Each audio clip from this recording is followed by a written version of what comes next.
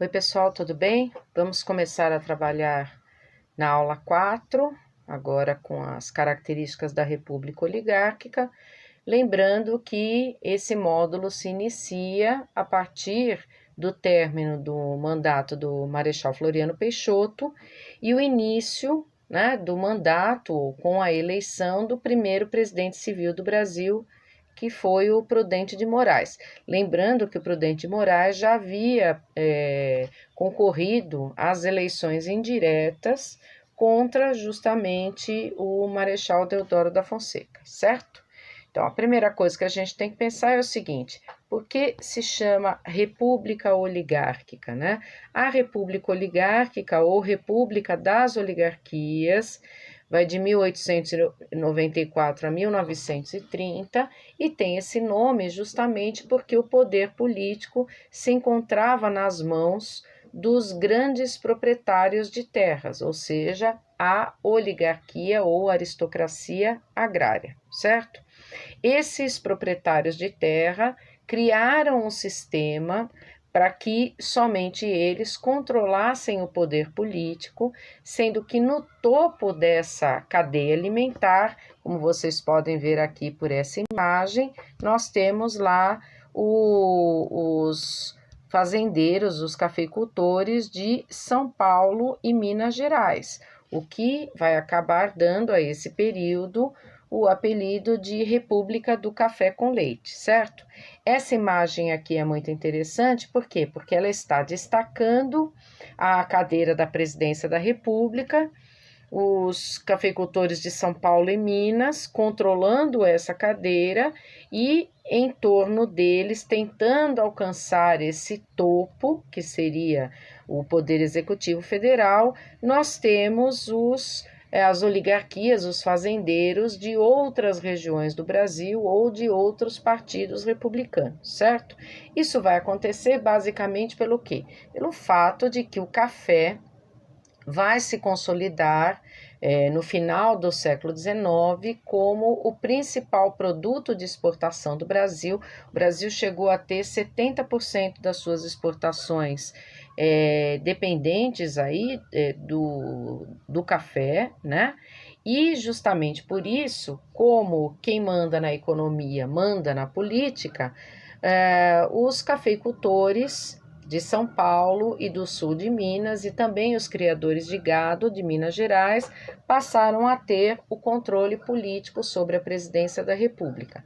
Lembrando, pessoal, uma coisa muito importante: não eram eleitos somente presidentes de São Paulo ou de Minas Gerais.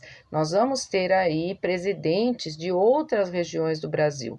Contudo, esses presidentes tinham que ser apoiados ou apontados para como concorrentes, né, a cadeira da presidência da República, ou pelo Partido Republicano Paulista ou pelo Partido Republicano Mineiro. Então, alguns conceitos gerais sobre a República das Oligarquias. Primeiro, o coronelismo, né? Segundo, o voto de cabresto. Terceiro, o conceito de curral eleitoral. Quarto, a comissão verificadora de poderes. Quinto, a política dos governadores. E sexto, a política do café com leite, a qual eu já me referi agora há pouco. Muito bem. O que nós chamamos de coronelismo? O coronelismo, como a própria imagem aqui coloca para a gente, constituiu-se na essência o fundamento da montagem do sistema oligárquico preponderante na República Velha.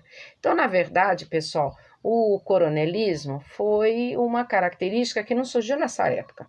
Ele surgiu lá atrás, durante o período regencial, com o padre Feijó, criando a Guarda Nacional para proteger os proprietários de terras, uma vez que o governo regencial não tinha condições de fazê-lo sozinho, em função da possibilidade de início das rebeliões do período regencial. Então, o que o Feijó fez? Ele permitiu que fazendeiros, que membros da aristocracia agrária formassem seus exércitos particulares, ou seja, grupos de jagunços, de liderados pelo capataz da fazenda, enfim, pessoas que eram contratadas com o objetivo de se criar um exército armado para proteger as suas propriedades de qualquer tipo de rebelião ou de tentativa de invasão. E em troca dessa proteção particular que o Estado vai utilizar, o Feijó concedia aos fazendeiros que liderassem as milícias nas suas regiões o título, a patente de coronel do Exército Brasileiro, mesmo que o indivíduo nunca tivesse ocupado um cargo dentro do Exército. Então, isso criou a ideia de que o fazendeiro era o coronel, né? E a ideia de que esse fazendeiro, como coronel, poderia usar a força para proteger, a violência para proteger a sua propriedade e os seus interesses. Ou seja, o que se criou no Brasil, lá no período regencial, foi a ideia de que o cidadão pode fazer justiça com as próprias mãos, exatamente porque o Estado, por incapacidade ou por falta de vontade, se ausenta dessa função. E isso, com o passar do tempo, foi se tornando cada vez mais enraizado na cultura agrária brasileira, acabando-se por criar a figura do coronel fazendeiro, de fato, que tinha uma milícia particular, é daí que vem o termo milícia, né, que a gente escuta muito hoje em dia, que tinha uma milícia particular que não só protegia a sua propriedade, mas impunha a lei e a vontade do coronel na região do entorno da sua fazenda ou a região sobre a qual ele tinha influência política e econômica, certo? Então, na prática, o coronel acaba se tornando muitas vezes um político ou ele é o responsável pela eleição do político que interessa para a região dele, e daí a relação direta entre os coronéis e os partidos políticos, como o Partido Republicano Paulista e o Partido Republicano Mineiro. Ou seja, o que o coronel vai ser na prática? Na prática, ele vai ser, olha lá, a representação do poder público e do poder privado nas diferentes regiões do Brasil, correto?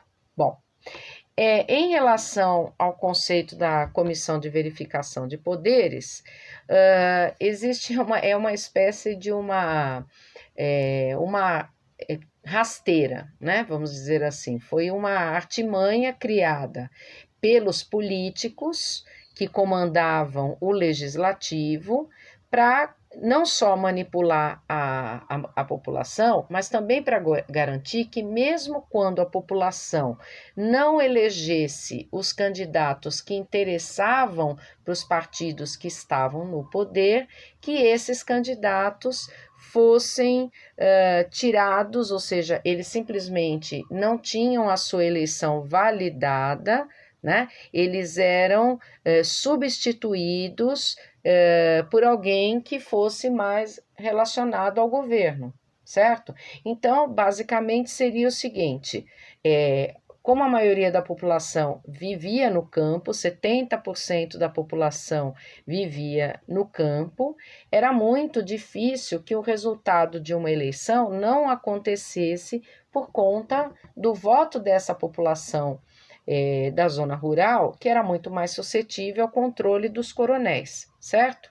E mesmo se acontecesse, por um acaso, né, da população urbana, que era mais arredia, porque não estava necessariamente sob o controle dos coronéis, população urbana fazer valer a sua vontade com relação à eleição de um candidato que não interessasse para o governo do governo federal, existia um órgão político chamado Comissão de Verificação de Poderes da Câmara dos Deputados, que garantia a possibilidade de anular as atas da eleição falando sobre fraude, acusando o candidato de ter cometido algum tipo de crime eleitoral. Então, essa ata da eleição era anulada, aquele candidato que tinha sido teoricamente, legitimamente eleito, era impedido de assumir o poder, e aí quem assumia o poder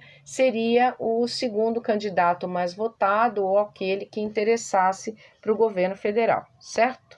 Bom, uma outra questão importante, aí falando não só do governo do Prudente de Moraes, mas de outros presidentes da República, inclusive no auge da política do café com leite, é a questão do uso do voto de cabresto.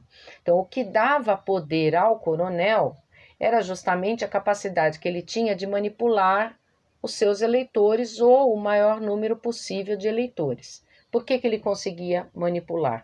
Porque o voto, apesar do direito de voto teoricamente ter sido ampliado pela Constituição de 1891, na prática o voto continuava sendo aberto e direto. O que significava isso? Que todo mundo sabia em quem o eleitor votava.